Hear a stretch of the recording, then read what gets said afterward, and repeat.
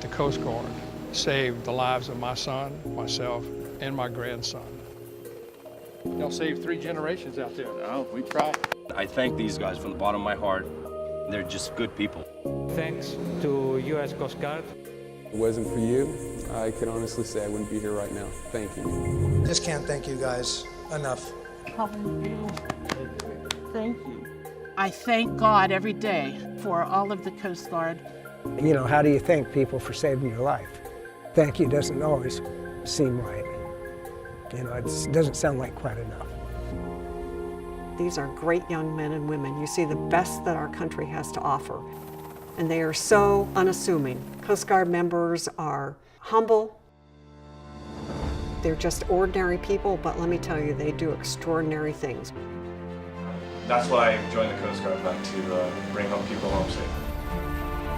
So it feels good to save someone's life, but you know, in the end, I was just doing my job. I'm just glad we were there to help them. The United States Coast Guard is always ready. Ready to save lives, ready to protect the environment, and ready to defend America. Coast Guard, we are taking on water. When Coast Guard members and families face challenges or new opportunities, the Coast Guard Foundation is there. We are the proud Americans that devote our resources to our homeland heroes. We need everybody to be at the top of their game and fully focused when they suit out and go on the mission. Part of the way that we can ensure that they are focused is that they know the Coast Guard Foundation has their back. The foundation is important because they do something nobody else can do. Provide resources that are not otherwise provided by law. They can do it quickly. The primary missions of the Coast Guard Foundation are support, education, and relief.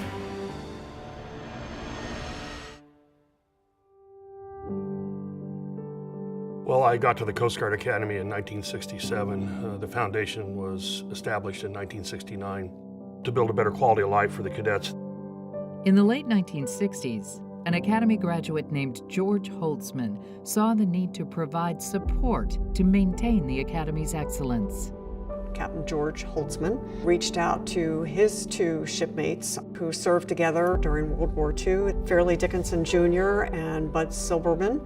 The 3 of them are the founders. And then they also brought in another Coast Guard officer, Arnie Sobel. Well, in the early days of the foundation, as I remember as a cadet, it was almost an immediate impact you felt when they started getting involved at the Academy.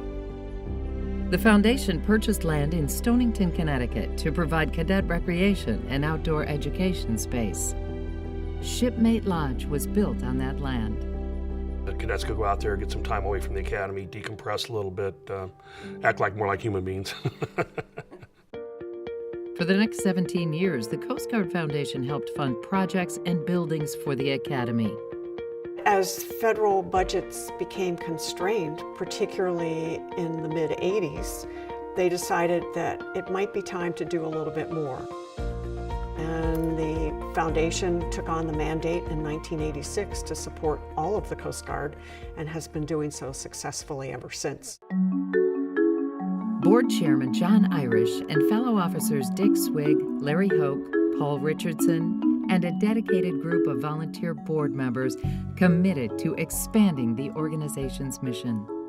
The Coast Guard Foundation now gave direct support to all Coast Guard members anywhere in the world they were stationed. We are deployed where we live. We don't have large bases. Something like a barbecue grill is not very big, not very important, unless you're an isolated station on a barrier island that doesn't have one. We provide support in areas where the budget just never gets stretched quite far enough to be able to afford those things. The shipboard personnel really had no place of their own to go and just relax, to read a book, watch television, or just be themselves. The drop-in center is a home for our young people on board the Coast Guard ships. Fitness gear, morale gear, camping equipment, fishing gear. Units have to be physically fit. That's part of the mandate to be successful in your operational mission. And over the years, the foundation has funded swimming pools, playgrounds, recreational facilities, and community spaces. We fund items and spaces that directly boost morale. Name it, whatever you might think of is probably something that Coast Guard donors have helped us buy to support Coast Guard units. Since 1990, the Coast Guard Foundation's scholarships have helped dependents of enlisted Coast Guard members go to college. One day after school, I got a phone call, and they said, hey, congrats, you've received our scholarship. You get $5,000 a year every year of college. More than $4.5 million has funded over 1,000 scholarships. The money's making a huge difference. It helped pay for my books. It helped pay for all the stuff in my dorm room right now. Since education is a cornerstone of our support, we also provide scholarships to the spouses of our enlisted members. It's important to focus on education for spouses because there are very few single-income families anymore. The foundation also funds professional licensing programs and college grants that support the workforce development of active duty Coast Guard members. There is no greater sacrifice one makes in service to their country than giving up their lives. We determined that we wanted to provide what we call Fallen Heroes scholarships. The Fallen Heroes Scholarship Fund was created in 2004 when Petty Officer Nathan Bruckenthal was killed in the line of duty. The scholarship covers the higher education costs for the children of those who made the ultimate sacrifice. You know, I wasn't expecting it all, but it's really been a really great impact on my life. I mean, it feels really good to be connected to him through something that was such a big part of his life.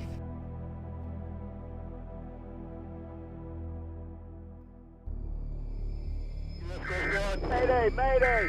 Mayday, mayday! Coast Guard!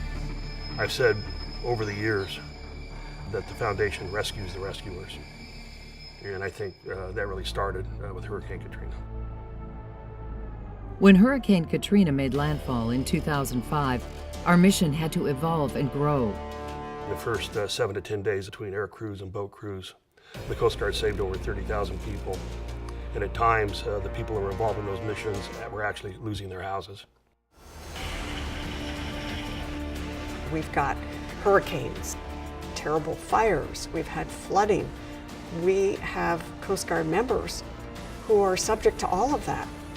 They are the ones out doing the mission.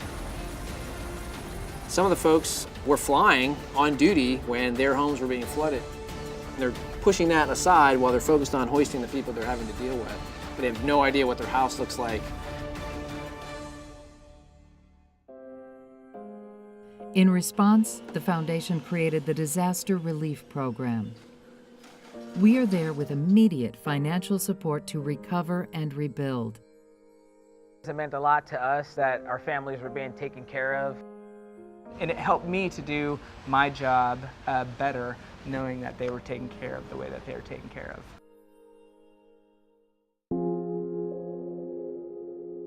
I've been often asked what's the hardest thing I've ever had to do as the Commandant or as a Coast Guard officer, and there's not even a close second. It's handing the flag to a surviving spouse at Arlington Cemetery. It's devastating. When there's a loss of life in the Coast Guard family, our Fallen Heroes Fund activates right away. We are there to provide emotional and financial support to the family and to the unit of those that perished in the line of duty. The Coast Guard Foundation came into our lives when we had to make arrangements to go to California for Jake's memorial. The costs associated with responding when there's a death in a family is not covered by military benefits or pay. The Coast Guard Foundation was there for me. They were behind the scenes and they took care of everything. I mean, just making arrangements with the family, coordinating car, picking up from, just every little thing that you don't really think about. It gave us the ability to go and honor our son with the rest of his team, worry-free. And for that, I am forever thankful.